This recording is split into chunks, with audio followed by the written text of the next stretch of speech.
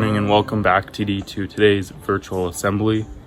I'll be your host today. I know I'm no Mr. Dykeshorn, but I'll try and do my best. So today is our international block assembly, you would call it, I guess. So I'll kind of be leading you through most of it, and then Andrea and Ben will be doing parts of it too. I'll just do a brief introduction about international block. So basically, international block is made up of our school and the London Christian High School. So there's me, Ben, and Andrea from our school, and then there's 4 other students from London Christian High School that we're planned to go to Nicaragua with in April, which didn't happen obviously. But yeah, the next big thing about international block is that we go to Nicaragua for a 6-week mission trip. While we're there, we do a lot of mission work, obviously, like going to schools to teach English and doing a lot of construction work around the community. The next part of this assembly, I'll be explaining kind of what we did prior to get ready for this trip. The first thing we did in preparation for this big trip was me, Andrew, and Ben got to read this book called When Helping Hurts. This book kind of outlines and discusses when going to a community in Nicaragua, how it could actually hurt the community while we're helping them. So by reading this book, we more understood how to help them in the right way and not in the wrong way. Next thing we did was me, Ben, and Andrea organized a meeting with the London Christian High School. So they came to our school, slept over. We played a bunch of bonding games to get to know them better, because after all, we were going to spend 6 weeks in Nicaragua with them, so we thought we'd at least get to know them. So while they were here, we did a lot. We made dinner, played a bunch of games in the gym, played board games and a bunch of other bonding games to get to know them better. The next morning, we went to Edudale headquarters. If you don't know, Edudale is a non-profit organization where they help connect like groups like International Block with communities down in like Nicaragua, the DR, that need help with like mission work.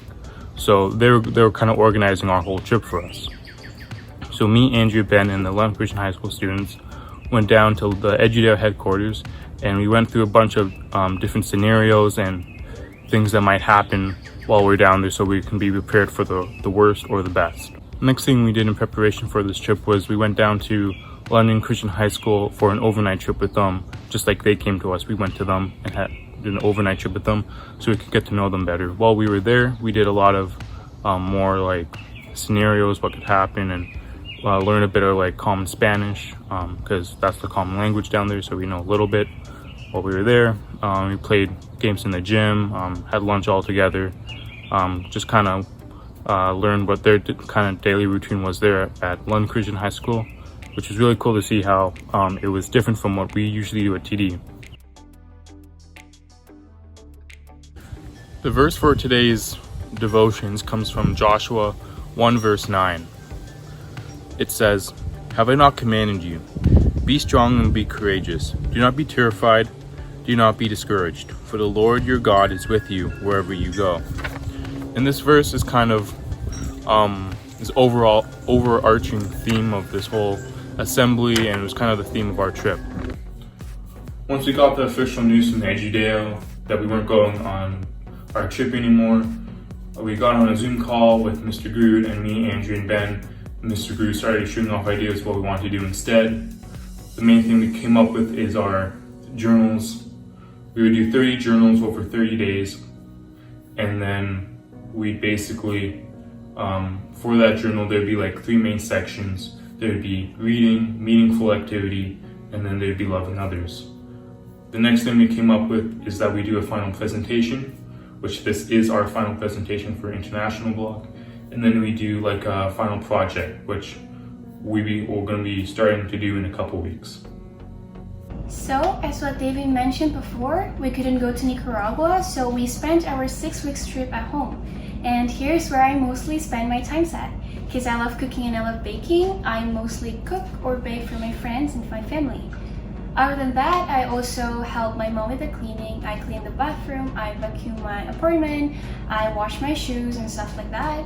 And I also practice 5 different love languages, which are physical touch, words of affirmation, quality time, acts of service, and giving gifts. Other than that, I also read a lot of books. I prepared myself for my IELTS exams. And yeah, that's mostly what I did. I tried to stretch myself in different areas, and I also tried to try something new that I've never done before. So here are the pictures of me doing those steps. And next up, you're gonna see what David and Ben did during the 6 weeks trip.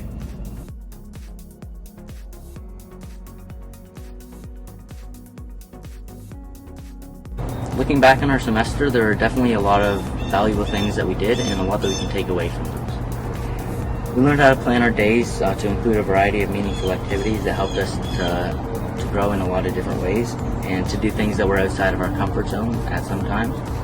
We learned how to tell a story through our journaling and through our pictures combined, and to put those things together to cover our entire journey. And above all, we learned how we can serve God from home, and how we can work to expand His kingdom through our words, our actions, and our prayers. Overall, this course has given us a lot to think about moving forward, and our journey is definitely still going on as we continue to find purpose behind everything that we're doing, and to learn more about God and the world. We also want to thank Mr. Groot, who is our teacher this semester, our guidance counselors, the school, Ejidale, who's the organization we worked with for our original trip, and also London Christian, whose students we were going to be going with to Nicaragua. And lastly, Lester and Nilda, who are our hosts in Nicaragua, who did a lot of planning for the trip that we originally planned to go on. And also everybody else who helped us plan this trip and helped us to change it into a trip at home instead. So lastly, I just want to end off with a quick prayer for us. Let's pray. Dear Heavenly Father, thank you for giving our International Block class this great opportunity, and thank you for all of the help that we had with it. I pray that our whole community is able to find purpose in their lives, and that we can all discover new ways to grow and to serve you, no matter what circumstances we're in. In Jesus' name I pray. Amen. Thank you for that prayer, Ben. Now I'd like to pass on to Andrea, who will be doing Cooking with Andrea segment. Hi everyone! Welcome to the 3rd episode of Cooking with Andrea. And in today's episode, I'm gonna tell you how it all started, and it's kind of related to iBlock too. So, because we couldn't go to Nicaragua and we had to make the 30 days journal where we stretch ourselves and we kind of try new different things, I thought it would be fun to make something out of the things that I enjoy, which are cooking and baking. And then Mr. Dykeshorn asked me if I can make a segment called Cooking with Andrea. And so I thought it was a great thing to put in my journal as a meaningful activity. And so yeah, here it is. We have the Cooking with Andrea. So today, we're gonna make an Indonesian dessert called bolu kukus. It is like a steamed muffins or a steamed cupcake. So instead of you baking it in the oven, you're gonna steam it. And the ingredients are so simple and the steps are so easy to follow. We usually have this as a breakfast with coffee or tea or as an afternoon snack. So yeah, without any further ado, let's get into the video. So you'll need 2 cups of flour, half cup of chopped palm sugar, 1/4 cup of brown sugar, 2 yolks, 2 tablespoons of white sugar, 3/4 teaspoon of baking soda, 80 milliliters of oil, and 200 milliliters of water. First, you have to boil the brown sugar and the palm sugar together. Add the 200 milliliters of water and set them into a boil until it all dissolves. Wait a couple minutes until it cools down before putting it into the mixture. While waiting for the sugar, whisk the white sugar and the yolks together. Whisk it until the sugar dissolves and the color changes into white. Don't over whisk it because then the texture will become too gooey. Mix the baking soda and the flour well before sifting it to the yolk. Here I'm straining the palm sugar because sometimes it's dirty and has little rocks in it. Remember to add the flour and the palm sugar gradually.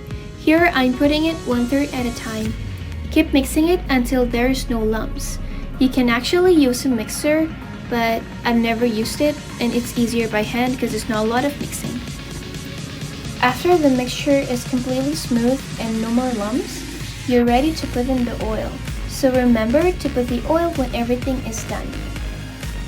You can divide the oil into 3 parts, but here I'm just gonna do all of them because it's not really hard to mix. When the texture becomes like this, you're ready to move it into the cups. Here I'm using individual stainless cup and cover it with paper cups so it will not stick to the stainless ones. But if you don't have one, you can just use parchment paper. Fill the cup for about 3/4 and don't go fewer or more because then the cake will not rise as fast. While I'm filling all the cups, I've heated my steamer in high heat for about 10 to 15 minutes. When the water starts to boil, you can put all the cups in it. And make sure to give them space so it will not stick when it rises. And also cover the lid with a cloth so it will prevent the water from dripping to the cake. Leave it there for 20 minutes. Do not open it before 20 minutes. Here I'm doing it twice because my steamer only fits 5 to 6 cups. But if you have a bigger one, just put all of them together. And yeah, that's it. The texture should become like this. It is soft and chewy. It is not too sweet, but it is not bland. It is perfect for breakfast or afternoon snacks. Thanks for watching. Enjoy! Thanks, Andrea. That looked really good. I'd like to pass it on to Ben now, who will be doing the loving others as part of this assembly. So during our time on our 30-day trip at home, one thing that we really focused on a lot daily was loving others. So in regards to this practice, we often discuss the 5 love languages with each other during our weekly meetings, and they basically are the 5 ways in which love is described in the ways that humans show love to others and also receive love from others. So the first love language is called receiving gifts, and so this one's pretty self-explanatory. To start off, it basically just refers to giving physical gifts to others, so something like a birthday present or a gift that somebody's been wanting. It's a way to show your love for this. The next is called acts of service, which can be interpreted similar to receiving gifts.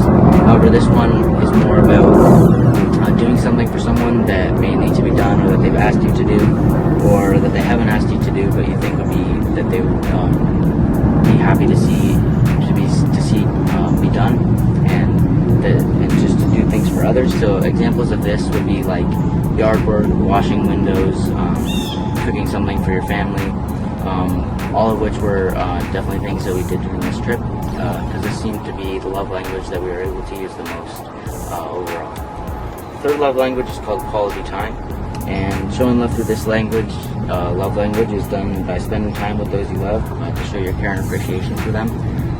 So this could be like just spending time with family, playing a game, or at dinner time, things like that to show that you care about people as you're giving your time to them because you love them. The next one is called words of affirmation, and this love language basically just refers to using your words or your writing to show your love for others. So this can be done through an encouraging letter or card to somebody else that you've written, or also through telling people that you love them as you talk to them or have conversation with them. So an example of this might be a family Zoom call or a Zoom call with a youth group or other people, other friends that you may know, and just talking about different things on there is definitely a way that you can do this. So the last love language is called physical touch, and this one is fairly self-explanatory as well for the most part. However, there are things besides holding a hand, putting your arm around somebody, or giving a hug that you can do to show this, which may be shaking hands in church, or also distance greetings to others as you just say hi to others and show them and acknowledge them and acknowledge that you love them through that. So one neat challenge that we had at the end of this trip for the last 5 days was to try and use one of these love languages for each day of those 5 days. So this was definitely a really helpful way for us to better understand each of the 5 love languages and learn new ways to use each of them. And this ensured that we were able to use each love language over our time on this trip. So overall, we definitely learned a lot from using these love languages and practicing showing our love to others in many different ways. And so it was nice to be able to experiment with new ways of showing our love and being able to do things for others, being able to tell others we love them, being able to maybe give some gifts to others as well. during our trip. Thanks, Ben. That was great. Now I'm going to be talking about the main 3 things I've learned over these 6 weeks.